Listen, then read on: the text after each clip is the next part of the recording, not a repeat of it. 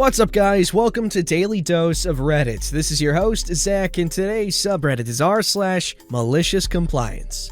This story's called Cheese Compliance. This is a very mild malicious compliance. I worked as a to-go specialist for a restaurant that was fairly busy in the to-go area. This isn't just me, since the entire team was great, but we were consistently rated number 1 in the company out of 600 plus restaurants while I worked there. Some of my fellow coworkers have left, and I hear their scores dropped a lot. I worked nights, since the lunch to-go specialist had a son in school and was a single mom. Sometimes her son would have days off school or something would come up, and I would come in early to fill in. We had some servers cross-trained to do so, but I never complained. If no one takes it, I get overtime. While I was working the rare blue moon of a lunch, a usual customer placed an order with standard extra cheese in the instructions on her salad. And to go, we have a cheese packet that we give out instead of grating it. I, of course, put the cheese in her utensil bag, thinking that is it. It wasn't. When the usual comes in, nothing out of the normal happens. Our to-go manager is very friendly and flexible, but strict on following policy, so mistakes get caught and fixed. One of my favorite managers I have worked under in any business. Our policy requires us showing each item with each having a clear lid. The salads are the only ones with the entire container being clear. Most people don't pay attention, and she was no different. About 30 minutes later, we get a call. The lady was upset that we did not follow her to-go instructions. Without missing a beat, I just ask her the name for her to-go order and place her on hold for the manager. The manager heads over to me, and I'm looking in my backlog of tickets for the name. When I find it, I hand it to her. I let the manager know the extra cheese was in the utensil bag, so maybe she didn't notice it. The lady on the phone said that she got no cheese on her salad and was upset. The manager says that the cheese in to-go orders is placed in the utensil bag. The lady huffs on the phone about how that cheese tastes terrible, which, to be fair, it doesn't taste different, but the texture is more powder than the grated cheese. The manager apologizes and says that next time she comes in, we will pay for her salad and give her a free slice of cheesecake on us. The next day, my coworker tells her her usual came and complained about how dumb I was for not knowing what she gets, how she comes every day, and how my coworker is the only one with brains at my work. My awesome coworker and I were close, and I often went out drinking with her and her boyfriend. She said she defended me, but whatever I did really agitated her. She informed me that the lady only likes grated cheese, and she usually does a layer on top, which I put in my notes for later. A couple of weeks later, coworker was going on vacation, and I was going to be working lunches for the week. This is due to most trained people having college and can work nights and not lunches. Of course, I get an online order from the lady again, which after jokes about her rant about me became the norm in the to-go area, it wasn't hard to forget her name. I decided I would make this lady understand that I'm capable and was ready to wow her with extra service. I had her entire order ready. I ensured everything was clean and looked very nice. Even set up her salad to look like pictures and advertisements. The only thing I didn't know is how much cheese did she actually want. I didn't want to overdo the cheese and ruin her salad. I put a cheese grater to the side of her salad and waited. When she arrived, there was a line and I was very busy. When she reached the front, there were 2 people behind her. I start going over her order, saving the salad for last. She clearly remembered me and was not looking happy upon me just greeting her. All her food is good, her drink has enough ice and pink lemonade for her. All looks good so far. Now for the salad. For this part, she will be known as usual customer. This was well over 2 years ago, so I'm keeping it a bit shorter, and this isn't everything since I don't fully remember. I'm holding her salad and a cheese grater. Alright, usual customer, here's your house salad.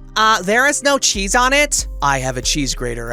She cut me off. You did this last time. I interrupted her. I regret doing that. I have never put cheese on your salad, so she cut me off. I was going to ask you to tell me when to stop so I know for the future how much is perfect. I want your manager. I push my headset that connects to host, bussers, and managers. To go, manager, I need you to the front, please. Once a manager's called, I shut up and wait unless I'm asked a question, so we just stood there in silence while we wait. Usually takes about 5 to 20 seconds for a manager. Manager walks up and immediately, he didn't put any cheese on my salad again. You should train your employees better. My manager looks at me confused since I have great surveys in school. yours. I'm sorry about that.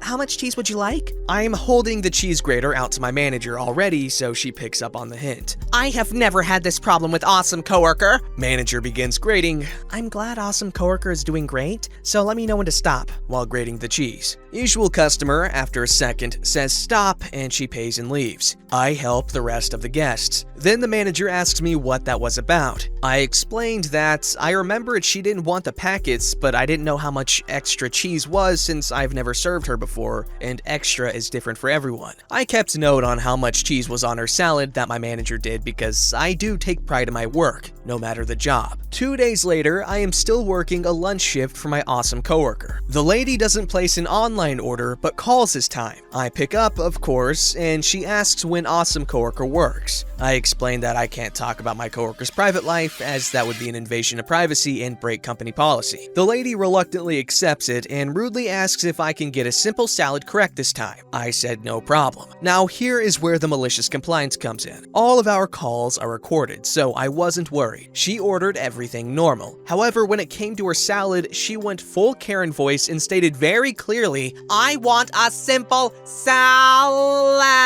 with extra cheese. I know some people think that means no cheese, so I want extra cheese. Whatever amount guarantees I get some cheese. Do you understand?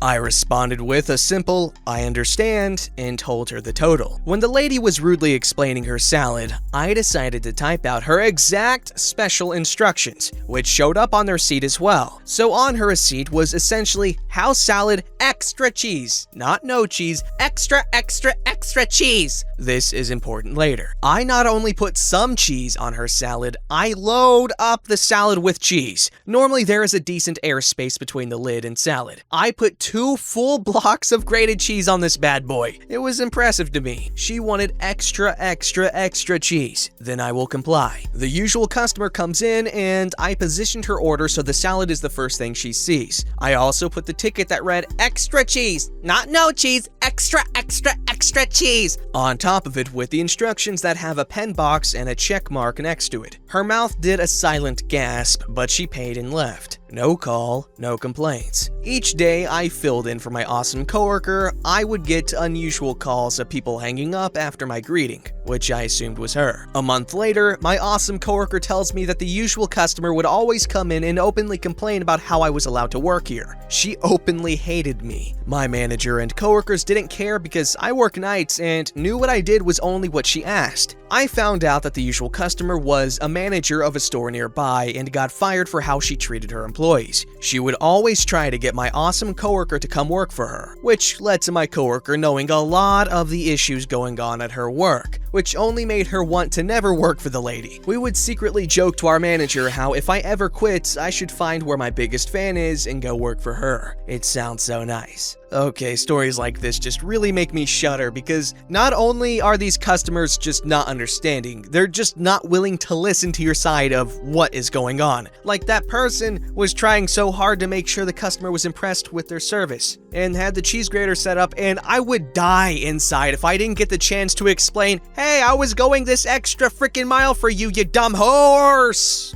This story's called, A Woman Has a Problem with My Clothes, So I Take Them Off. I've seen stories like this on Reddit all the time, but I never expected it would happen to me. Yesterday, I was at the gym with my friend. I've had minor problems with people there before, but nothing as ridiculous as this. I had been training with my friend since 6 a.m., so the gym was pretty dead. At about 7:30, a woman comes in. There were only 2 people in the gym at the time, the manager and some other person working out in a different section. The woman checks in and heads down the stairs. She passes by my friend and me, who are working out on one of their punching bags. She stops for a second to look at me. At the time, I assumed it was because of my mad kicking skills. This was not the case. A minute or so later, she comes back. You can't wear that in here. I was wearing normal workout clothes, waist-high sweatpants/joggers, and a muscle shirt that was a bit short because my pants were high. It wasn't revealing anything.